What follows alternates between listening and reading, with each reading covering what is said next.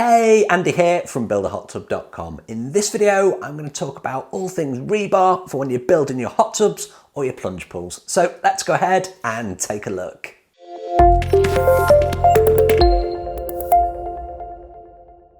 Okay, so if you're building your own DIY hot tub, plunge pool, swimming pool, you're going to need some rebar. It's going to come in there at some point. Regardless of the method that you're using to build it, you are going to need rebar. Rebar is short for reinforced steel bar, and it's an integral part of the structure, whether you're building out of block, concrete forms, CMU blocks, you do need to add the rebar. So why do we need it? Well, concrete as a material is really good under compression. So its strength is when things are kind of pushing down on it. That's what concrete is good at. What concrete is not good at is its tensile strength. So if we're trying to bend it and snap it, it's quite easy to do with concrete. When I say easy, you know what I mean. So we're adding the rebar to the concrete to increase its tensile strength. So when you have a body of water, that body of water is pushing on the sides of the pool or the hot tub. If you don't have rebar, that compression strength, remember for concrete, is when things are pressing down on it. Now concrete isn't great if things are pushing to the sides. So that's why we're adding rebar into the structure. And it's kind of like a skeleton. It holds everything together and makes it all nice and strong. So where do we add the rebar? What kind of rebar?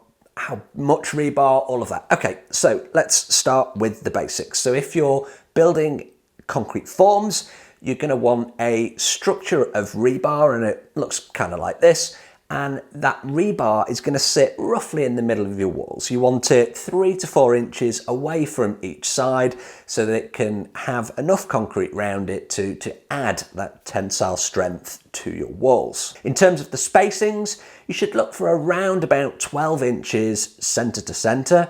And you're looking for a number 3 rebar. So the rebar comes in different sizes. Basically, it refers to the thickness. And a number 3 is the most common that we will use on DIY hot tubs and plunge pools. And you're going to find that in the walls, and you're going to find that in the base too. And I'll come on and talk a little bit more about the base later.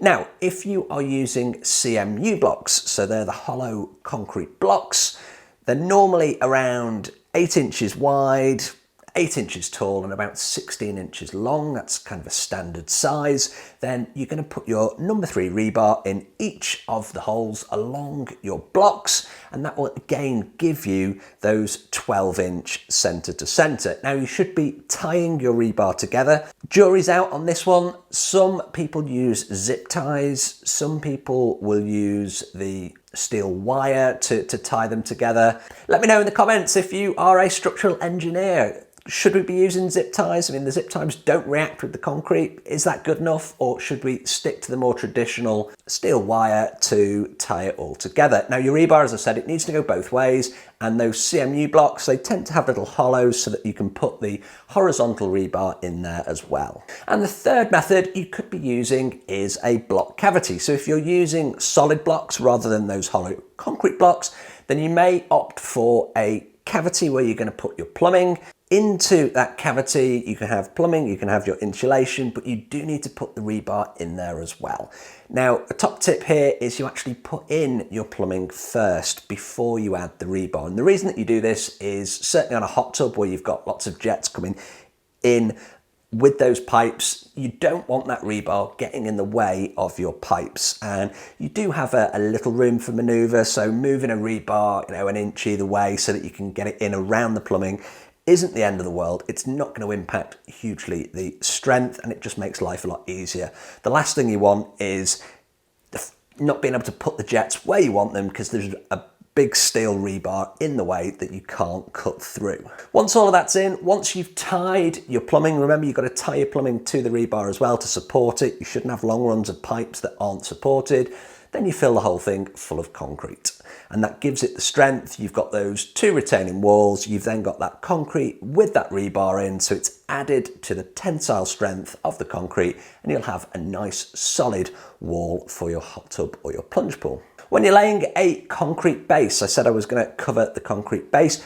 Yes, you need rebar in your base as well. Even though the concrete is good for tensile strength, so it's pushing down, think of it so the water could be trying to bend that base. You want to have the tensile strength in there so it doesn't crack, and you want to add your rebar. Again, same, number 3, 12-inch centers always works. But you do want to have some risers in there, so vertical risers that are tied into the base. The reason that you want this is you don't want your walls to kind of come away from the base when that water is applying pressure to those walls.